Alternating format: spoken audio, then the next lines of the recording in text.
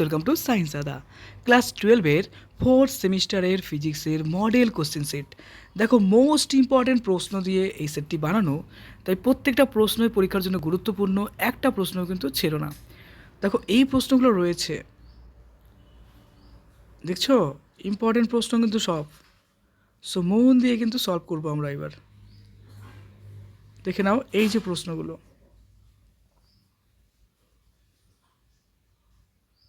ওকে, এবার চলো সলিউশন শুরু করি। Class 12 fourth semester physics model question set, section A. সংক্ষেপে নিম্নলিখিত প্রশ্নগুলির উত্তর দাও। দেখো, 2 মার্কসের প্রশ্ন রয়েছে। 1 নম্বর, অনুবন্ধী ফোকাস যুগল বলতে কী বোঝায়? 16তে এবং 2-এ এসেছিল।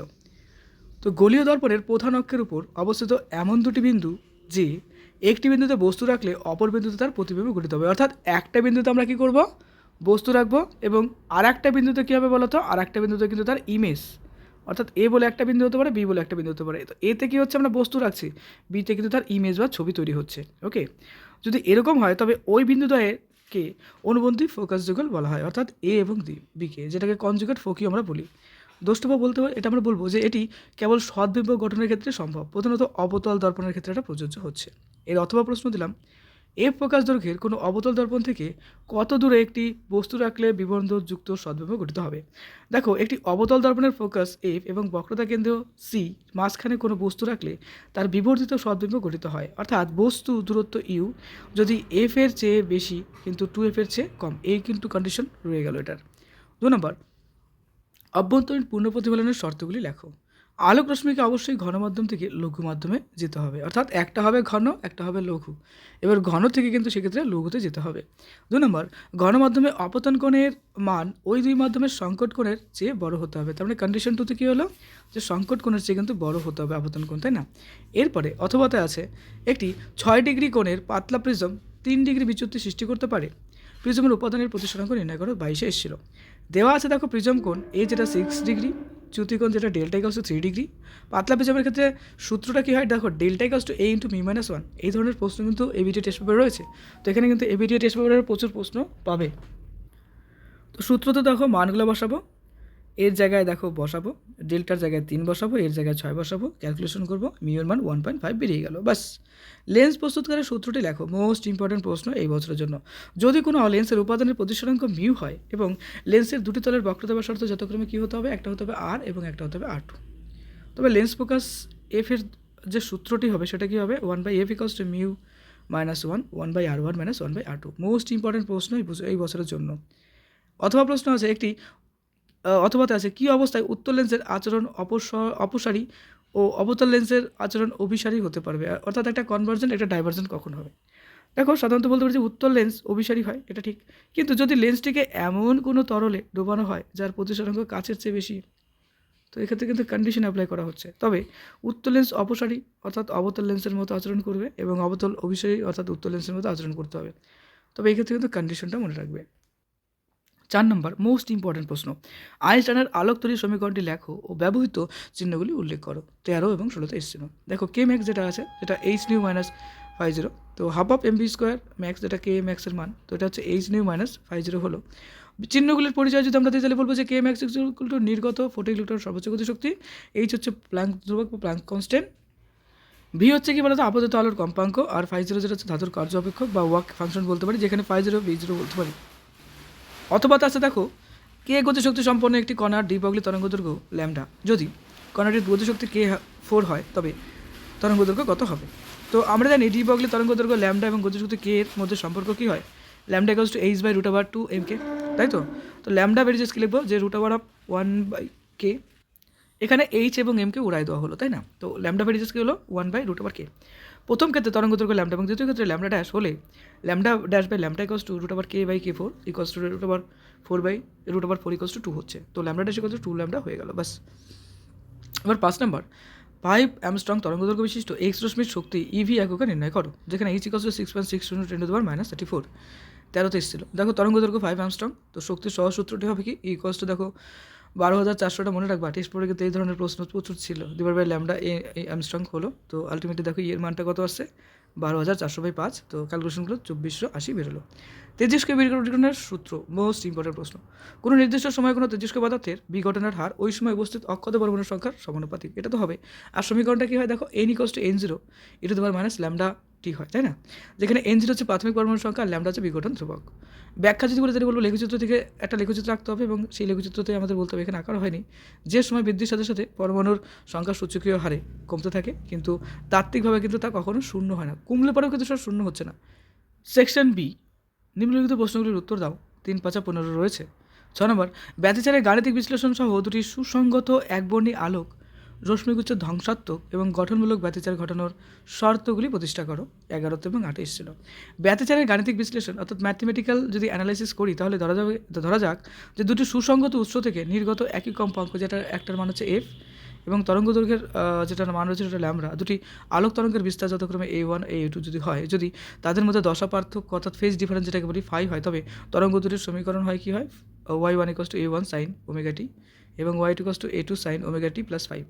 উপরিপাতের নীতি অর্থাৎ প্রিন্সিপাল অফ সুপার পজিশনের জন্য অনুযায়ী লব্ধি সরণ যেটা রয়েছে সেটা y = y1 + y2 হয়। তো ব্যাস দুটোকে যোগ করে দিলাম, a1 + sin omega t plus a2 sin omega t plus 5। তো ত্রিকোণমিতিক বিশ্লেষণের মাধ্যমে লব্ধি তরঙ্গের বিস্তার a পাওয়া যায়, যেটা a cos t √a1² + a2² plus বলবো যে 2a1 a2 cos 5। বাস এখান থেকে যেহেতু আলোর তীব্রতা i বিস্তারের বর্গ সমানুপাতিক, তাই i বেরিয়ে যাচ্ছে a², তাই লব্ধির তীব্রতা হবে i = i1 + i2 প্লাস বলবো 2√i1 i2 cos 5। নেক্সট অথবাতে আছে দেখো তরঙ্গমুখ কি, HS 19 এবং 12 এসেছিল, এর প্রকারভেদ কয়টি ও কী কী। তো সংজ্ঞাতে বলবো দেখো, কোনো তরঙ্গের গতিপথ অবস্থিত যেসব বিন্দু একই দশায় অর্থাৎ সেম ফেজে থাকবে তাদের সঞ্চারপথকে তরঙ্গমুখ বলবো। তো প্রকারভেদ এটি সাধারণত 3 প্রকারের হয়। গোলীয় তরঙ্গমুখ হতে পারে, আলোক উৎস বিন্দু সম হলে পারে। আর চঙ্গাকৃতি তরঙ্গমুখ, যেটা কি উৎসটি রৈখিক হলে পারে, অর্থাৎ যেমন সরু ছিদ্রের ক্ষেত্রে হতে পারে। সমতল তরঙ্গমুখ, এটা কি আলোক উৎস থেকে দূরে অর্থাৎ অসীমে অবস্থিত হলে পারে। এবার আসে সাথে নিউক্লিয় রিঅ্যাক্টর কি, এর কার্যপ্রণালী ব্যবহার লেখো। নিউক্লিয় রিঅ্যাক্টর কি, এটি এমন একটি যন্ত্র যেখানে নিয়ন্ত্রিত শৃঙ্খল বিক্রিয়া অর্থাৎ কন্ট্রোল চেইন রিঅ্যাকশন ঘটে, মাধ্যমে নিউক্লিয় শক্তিকে তাপ শক্তিতে এবং পরবর্তীতে বিদ্যুৎ শক্তিতে কিন্তু কনভার্ট করা হয়। অর্থাৎ প্রথমে তো তাপ এবং পরবর্তীতে কী করছে, এটা বিদ্যুৎ শক্তিতে কনভার্ট করছি। কার্যপ্রণালী, এখানে কি একটা মডারেটর, সেটা ভারী জল বলতে পারো বা বলতে পারো যে গ্রাফাইট ইউজ করতে পারো, দিয়ে কী করছে, এটা নিউটনের যে গতি আছে সেটা কিন্তু কন্ট্রোল বা কমানো হচ্ছে। এবং কন্ট্রোল রড, যেটা কন্ট্রোল রডে কী ব্যবহার করা হয়, ক্যাডমিয়াম বা বোরন ব্যবহার করা দিয়ে অতিরিক্ত নিউটন শোষণ করে বিক্রিয়া নিয়ন্ত্রণ করা হয়। ব্যবহার প্রধানত বিদ্যুৎ উৎপাদন এবং গবেষণার কাজে কিন্তু তেজস্ক্রিয় অ্যাসিড ব্যবহার করা হয়। অথবা আছে বিটা ক্ষয়ের সমীকরণটি লেখো। নিউটনকে শনাক্ত করা দুঃসাধ্য কেন, 17 এসেছিল। দেখো বিটা ক্ষয়ের সমীকরণ এবং নিউটন, তেজস্ক্রিয় নিউক্লিয়াসের থেকে যখন একটি বিটা কণা অর্থাৎ ইলেকট্রন নির্গত, বিটা কণা মানে ইলেকট্রন সাথে আমরা বলতে পারি, তখন নিউক্লিয়াসের পারমাণবিক সংখ্যা যেটা আছে জেড কী হবে, 1 একক বৃদ্ধি পাবে। কীরকম, ধরো 90 যদি থাকে সেটা 91 হয়ে যাবে, 95 থাকলে 96 হয়ে যাবে, 1 বৃদ্ধি পাবে। কিন্তু তার যে মাস নাম্বার অর্থাৎ ভর সংখ্যা সেটা কিন্তু সেমই থাকবে। তো এক্ষেত্রে সমীকরণটা দেখো জেড এক্সে, যেটা হচ্ছে কি z+1 y প্লাস বলবো -1 E0 প্লাস অ্যান্টি নিউট্রনের যেটা উৎপন্ন হবে সেটা। তো এখানে এক্স বলতে কি জনক নিউক্লিয়াস বা প্যারেন্ট নিউক্লিয়াস বলতে পারি, ওয়াই বলতে দুহিতা নিউক্লিয়াস যেটা ডটার নিউক্লিয়াস বলতে পারি, আর ই বলতে কি নির্গত বিটা বা কণা বা ইলেকট্রন যেটা আমরা বলতে পারি। আর অ্যান্টি নিউট্রনও কি বিটা ক্ষয়ের সময় নির্গত একটি আধানহীন অতি ক্ষুদ্র কণা হচ্ছে এটা। ওকে, নিউটনকে বা অ্যান্টি নিউট্রনকে শনাক্ত করা অত্যন্ত কঠিন, কারণ কি দেখো, আধানহীনতা, নিউটনের কোনো বৈদ্যুতিক আধান নেই, তাই এটি তড়িৎ বা চুম্বক ক্ষেত্র দ্বারা প্রভাবিত হয় না এবং কোনো পরমাণুকে আয়নিত করে না। অতি ক্ষুদ্র ভর, এদের স্থির ভর প্রায় শূন্যের কাছাকাছি অর্থাৎ 0-র কাছাকাছি, 10⁻⁴ বলতে পারি। ফলে এদের উপর মহাকর্ষের ফলের প্রভাব কিন্তু তেমন নেই বলেই চলে। দুর্বল মিথস্ক্রিয়া, এরা পদার্থের সাথে কোনো বিক্রিয়া করে না বলেই চলে। এরা এতটাই ভেদন গন্ধ সম্পন্ন যে কয়েক আলোকবর্ষ পুরো সীসার পাতের মধ্যে দিয়েও কোনো বাধা ছাড়াই চলে যেতে পারে। নেক্সট 8 নম্বর, আয়নন শক্তি কাকে বলে? হাইড্রোজেন পরমাণুর ক্ষেত্রে এর মান কত? সংখ্যা, কোনো পরমাণুর ভূমিস্তর অর্থাৎ গ্রাউন্ড স্টেজ যেটাকে বলি থাকা ইলেকট্রন পরমাণু থেকে সম্পূর্ণ মুক্ত করে অসীম দূরত্বে নিয়ে যেতে যে ন্যূনতম শক্তির প্রয়োজন বা যে মিনিমাম এনার্জি দরকার তাকে ওই পরমাণুর আয়নন শক্তি বলবো। হাইড্রোজেন পরমাণুর ক্ষেত্রে এর মান কী হবে দেখো, হাইড্রোজেন পরমাণুর ক্ষেত্রে মান হবে -13.6 ইলেক্ট্রোভোল্ট, তাই এর আয়নন শক্তির মান হবে কী বলো তো 13.6 ইলেক্ট্রোভোল্ট। অথবা বোর এর পরমাণু মডেলের স্বীকার্য প্রয়োগ করো, n-তম কক্ষপথের ব্যাসার্ধের রাশিমালাটি প্রতিষ্ঠা করো। তো অ্যান্সার দেখো, ধরি এম ভরের একটি ইলেকট্রনের আর ব্যাসার্ধের কক্ষপথে ভি বেগে ঘুরছে, নিউক্লিয়াসের প্রোটন সংখ্যা জেড এবং আধান যেটা আছে সেটা ই। তো এম বি স্কোয়ার বা আর ইকোয়ালস টু বলতে পারি 1/4πε0.z² তো বাদে বলবো M B square equals to z²/4πε0 আর। তো বোরের কৌণিক ভরবেগের শর্ত থেকে আমরা যেটা পাবো সেটা হচ্ছে M V R equals to n/2π আর V equals to n/2π mr। তো 1 নং সমীকরণে ভি এর মান বসিয়ে আমরা যেটা পাবো সেটা হচ্ছে কি m into n is by 2 pi m r whole square x to z square by 4 pi epsilon zero r square. তারপরে দেখো একটা calculation m n square square divide by 4 pi square m square r square x to z square by 4 pi epsilon zero r. এটা x to r n x to epsilon zero n square square divide by pi m Z square. তো hydrogen পরমাণুর ক্ষেত্রে Z এর মান 1, তো আমরা এখানে আর এর মান পেতে পারি epsilon zero square by pi M square dot N square. এবার 9 নম্বর পরিতত্ত্বের ভিত্তিতে পরিবাহী অন্তরক এবং অর্ধপরিবাহীর মধ্যেকার পার্থক্য উল্লেখ করো। এটা দেখো 13তে এসেছিল। পরিতত্ত্বের ভিত্তিতে পরিবাহী অন্তরক এবং অর্ধপরিবাহীর পার্থক্য দেখো পরিতত্ত্ব অনুযায়ী যৌথবর্তী অর্থাৎ ভ্যালেন্স ব্যান্ড এবং পরিবহন পরি যেটা আছে কন্ডাকশন ব্যান্ড মধ্যবর্তী নিষিদ্ধ একটা অঞ্চল থাকে, অর্থাৎ দুটোর মধ্যবর্তী একটা অঞ্চল কিন্তু আমরা পাচ্ছি, যেটাকে আমরা এনার্জি গ্যাপও বলি, যেটা ইজিও বলি। এবার পরিবাহী কি এদের যোজ্যতা পটি এবং পরিবহন পটি একে অপরের উপর অধ্যারোপিত যেটা ওভারল্যাপ যেটাকে আমরা বলি থাকে, ফলে সামান্য তড়িৎ ক্ষেত্রে প্রচুর ইলেকট্রন পরিবহন অংশ নেয়, যেটা ইজি টেন্স টু মানে অ্যাপ্রক্সিমেটলি জিরোর কাছাকাছি বলতে পারি। আর ইনসুলেটর কি অর্থাৎ অন্তরক, এদের নিষিদ্ধ শক্তি ব্যবধান খুব বেশি হয়, যেটা ইজি গ্রেটার দেন 3 ইলেকট্রোভোল্ট, ফলে যোজ্যতা পটি থেকে ইলেকট্রন পরিবহন পটিতে যেতে পারে না। ঠিক আছে। অর্ধপরিবার বা সেমিকন্ডাক্টর কি এদের নিষিদ্ধ শক্তি ব্যবধান খুব কম হয়, প্রায় 1 ইলেকট্রোভোল্ট। প্রায় পরম শূন্য উষ্ণতায় এরা অন্তরকের মতো আচরণ করলেও সাধারণ উষ্ণতায় কিছু ইলেকট্রন পরিবহন করতে গিয়ে তড়িৎ পরিবহন করে। এই গেল বিষয়। নেক্সট অথবাতে আছে একটি ওয়ার গেটের প্রতীক চিহ্ন আঁকো এবং এর সত্য স্মরণে যেটাকে আমরা বলি ট্রুথ টেবিল রাখতে হবে। তো এই গেল দেখো ছবিটা। এক্ষেত্রে ইনপুটটা এবং আউটপুটটা লক্ষণীয়। দেখো এতে 0 0 আর বিতে 0 1, তো এতে 0 বিতে 0, যেটা হচ্ছে আলটিমেটলি আউটপুট ওয়াইতে এটা হবে। দেখে নাও সত্য স্মরণ, এগুলো ইজি টাইপের প্রশ্ন। 10 নম্বর অ্যান্টেনা কি একটি বাহক তরঙ্গের কম্পাঙ্ক, তাকে বলেছে 3 × 10⁸ হার্টস হলে দ্বিমেরুর অ্যান্টেনার দৈর্ঘ্য বের করো। তো 18তে এসেছিল। অ্যান্টেনা কি বলতো একটি ধাতব যন্ত্র যা তড়িৎ চুম্বকের তরঙ্গ পরিবহন করে, অর্থাৎ ট্রান্সমিটার কাজ করে, এবং বা বলতে পারি যে গ্রহণ অর্থাৎ রিসিভ করতে ব্যবহৃত হয়। এটা মূলত তড়িৎ শক্তিকে তড়িৎ চুম্বকীয় তরঙ্গে এবং তড়িৎ চুম্বকীয় তরঙ্গকে তড়িৎ শক্তিতে রূপান্তরিত করে। তো গাণিতিক সমাধান বলতে পারি দেখো এই যে ম্যাথমেটিক্সে 3 × 10⁸ হার্টস যেটা আছে, সি এর মান তার 3 × 10⁸ হার্টস। জাস্ট ক্যালকুলেশন করো, ক্যালকুলেশন করলে দেখো 1 আসবে। আর যেটা আছে দ্বিমেরু অ্যান্টেনার দৈর্ঘ্য যেটা আছে λ/2, যেটা হচ্ছে 0.5 বেরিয়ে গেল। এই হলো বিষয়। নেক্সট ইম্পর্টেন্ট একটা প্রশ্ন, জিপিএস কি যদি কোনো দূরদর্শন টাওয়ারের সংলগ্ন এলাকায় জনবসতি ঘনত্ব দেখো 1000 কিমি যেটা আছে -2 হয়, তবে ওই টাওয়ারের উচ্চতা কত হলে দেখো 60.3 লক্ষ লোক সম্প্রচার দর্শন করতে পারে। এটা এভিটে টেস্ট পেপারও এই প্রশ্নগুলো দেখবা পাবা। জিপিএসের পূর্ণ রূপ হলো গ্লোবাল পজিশনিং সিস্টেম। এটি উপগ্রহ ভিত্তিক একটি নেভিগেশন ব্যবস্থা যার মাধ্যমে পৃথিবীর যে কোনো স্থানের সঠিক অবস্থান অর্থাৎ অক্ষাংশ দাগনা বা বলতে পারি উচ্চতা এবং তার সঙ্গে সঙ্গে বলতে পারি যে সময় জানা যায়। গাণিতিক সমাধান যেটা বলবো উচ্চতা এইচ, পৃথিবীর ব্যাসার্ধ আর যেটার মান দেওয়া আছে, এবং রো বলতে জনবসতির ঘনত্ব রো 1000 ধরে নেওয়া হলো। তো এরপর বাকিটা ক্যালকুলেশন, দেখো ক্যালকুলেশনটা আছে পাই স্কোয়ার দিয়ে। এবার ক্যালকুলেশন টোটালটা সলভ করে দেখো 150 মিটার আসছে। টেস্ট পেপারে কিন্তু এই প্রশ্নটা আছে। আমি এবিটি সলভের সময় কিন্তু এই ধরনের প্রশ্ন আমার যেটা মনে হচ্ছে যে আমি করছি, আমি কিন্তু এবিটি অনেকগুলো পেপার সলভ করে দিয়েছি, এই চ্যানেলেই পেয়ে যাবে, তো অবশ্যই দেখবে। হ্যাঁ, এবার সেকশন সিতে রয়েছে দেখো 5 × 10, অর্থাৎ দুটো প্রশ্ন রয়েছে, প্রত্যেকটির জন্য 5 নম্বর করে থাকবে। নববীক্ষণে কীভাবে প্রতিবিম্ব গঠিত হয় তা একটি রশ্মিচিত্রের সাহায্যে দেখাও। তো এই দেখো রশ্মিচিত্র। তো যে আলোকীয় যন্ত্রের সাহায্যে, আচ্ছা ছবিটা দেখে নাও, যে আলোকীয় যন্ত্রের সাহায্যে মহাকাশের অত্যন্ত দূরবর্তী বস্তু যেমন ধরো নক্ষত্র, গ্রহ, উপগ্রহ ইত্যাদি পর্যবেক্ষণ করা হয় তাকে জ্যোতির্বৃত্তীয় দূরবীক্ষণ বা নবীক্ষণ যন্ত্র বলে। এতে আলোর প্রতিসরণ ধর্ম ব্যবহার করে লেন্সের মাধ্যমে প্রতিবিম্ব গঠিত হয়। গঠন অভিলক্ষ্য দেখো অবজেক্টিভের ক্ষেত্রে বলবো এটি একটি বড় ফোকাস দৈর্ঘ্য অর্থাৎ f0 এবং বড় উন্মেষের উত্তর লেন্স। এটি যন্ত্রের সামনের দিকে থাকে।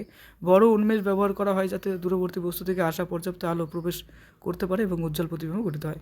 অভিনেত্র কি এটি একটি ছোট ফোকাস দৈর্ঘ্য অর্থাৎ এফি যেটা এবং ছোট উন্মেষের উত্তর লেন্স।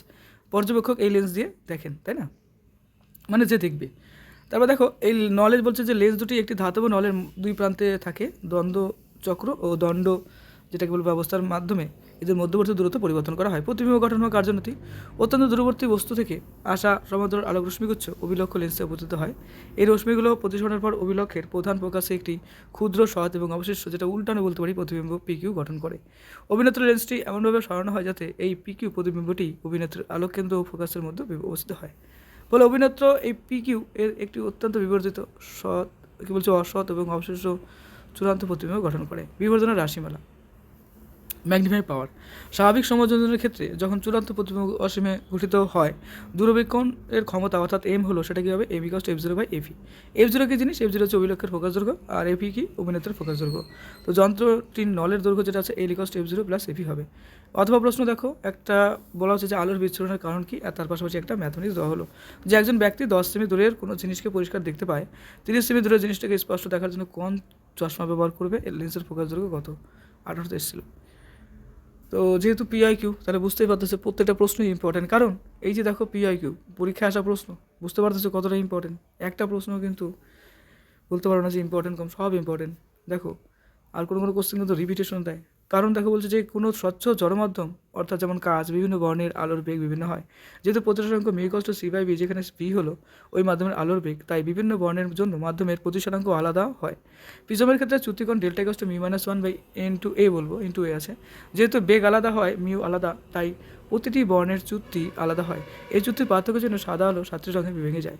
এবার একটা অঙ্ক আছে, দেখো v এর মান -10, u এর মান -30, 1/f, এই ধরনের অঙ্ক টেস্ট পেপারে মনে করা হয়েছে। তো দেখো এটা ক্যালকুলেশন করলে -15 সেমি হবে। আলটিমেটলি কী ব্যবহার করতে হবে, আমাদের চশমা অবতল লেন্স ব্যবহার করতে হবে। নেক্সট, পিএন সংযোগ ডায়োড ব্যবহারকারী একটি পূর্ণ তরঙ্গ একমুখী কারক বর্তনী চিত্র আঁকো এবং এর কার্যপ্রণালী ব্যাখ্যা করো। আউটপুট ভোল্টেজের স্পন্দনশীলতার কারণ কি, 14তে এসেছিলো, টেস্ট পেপারে এই প্রশ্নটা পাবে, এ ধরনের প্রশ্ন আছে কিন্তু। তো দেখো এই হচ্ছে ছবি, পূর্ণ তরঙ্গ একমুখীকরণের বর্তনী। ওকে, এরপরে অ্যান্সার, এসি ইনপুটে ধনাত্মক অর্ধচক্র, আচ্ছা এটা পড়ে নাও। ওকে, এবার আমরা আসছি এর অথবা প্রশ্ন, এন টাইপ ও পি টাইপ অর্ধপরির মধ্যে একটি পার্থক্য লাগো। ট্রানজিস্টরের সবসময় নিঃসরক ভূমি সংযোগ সম্মুখ ব্যাস ও সংগ্রাহক ভূমি সংযোগ বিপরীত ব্যাসে থাকে কেন, এই যে 17তে এসেছিলো। স্পন্দক কি, দেখো এটার পার্থক্য এন টাইপ এবং পি টাইপের মধ্যে, সবই কিন্তু দেখতেছো পিআইকিউ অর্থাৎ প্রিভিয়াস ইয়ারে আসা প্রশ্ন, তাই ইম্পর্টেন্ট, এই ধরনের প্যাটার্ন খুব দেয়। এন টাইপে কী বলছে, বিশুদ্ধ অর্ধপরিবারিতে পঞ্চযোজী মৌল মেশানো হয়, যেরকম P/S। আর এর পি টাইপে বলো বিশুদ্ধ অর্ধপরিবারিতে ত্রিযোজী মৌল, যেরকম ধরো B/L মেশানো হয়। এখানে ইলেকট্রন হলো সংখ্যাগুরু বাহক, আর এখানে হোল হলো সংখ্যাগুরু বাহক। ট্রানজিস্টরের বায়াসিংয়ের কারণ, ট্রানজিস্টরকে সক্রিয়ভাবে কাজ করার জন্য একটা দেখো কী হয়, একটা নিঃসারক অঞ্চল হয়, তাই না, সম্মুখ বায়াসে যেটা ব্যবহার করা হয়, যাতে নিঃসারক থেকে প্রচুর পরিমাণে কী হয়, আধান বাহক ভূমি অঞ্চলে প্রবেশ করতে পারে, এতে ইনপুট রোধ কম থাকে। অন্যদিকে সংগ্রাহক ভূমি সংযোগকে বিপরীত ব্যাসে রাখা হয়, যাতে ভূমি অঞ্চল অতিক্রম করে আসা আধান বাহকগুলো সহজেই সংগ্রাহকে পৌঁছাতে পারে এবং সংগ্রাহক প্রবাহ আইসি নিশ্চিত করে। আর স্পন্দক বা অক্সিলেটর কি, দেখো বলছে যে স্পন্দক হলো এমন একটি ইলেকট্রনিক বর্তনী যা কোনো বাহ্যিক এসি কি বলছে যে ইনপুট সংকেত ছাড়াই ডিসি শক্তিকে নির্দিষ্ট কম্পাঙ্কের এসিতে শক্তিতে বা আউটপুটে সংকেতে রূপান্তরিত করে, অর্থাৎ একটা কী করছে আরেকটাতে কনভার্ট হচ্ছে, এটুই এতটুকু কি, মানে এসি ছাড়াই কী হচ্ছে, এখানে ডিসিটা কী হচ্ছে, আলটিমেটলি যে এসি কম্পাঙ্কে যেটা আছে সেটা কিন্তু পরিবর্তিত হচ্ছে আউটপুটে। ওকে, এই ছিল একটা সেট, মন দিয়ে পড়ো। তো পরীক্ষার জন্য জানাই বেস্ট অফ লাক, খুব ভালো পরীক্ষা হোক। ওকে।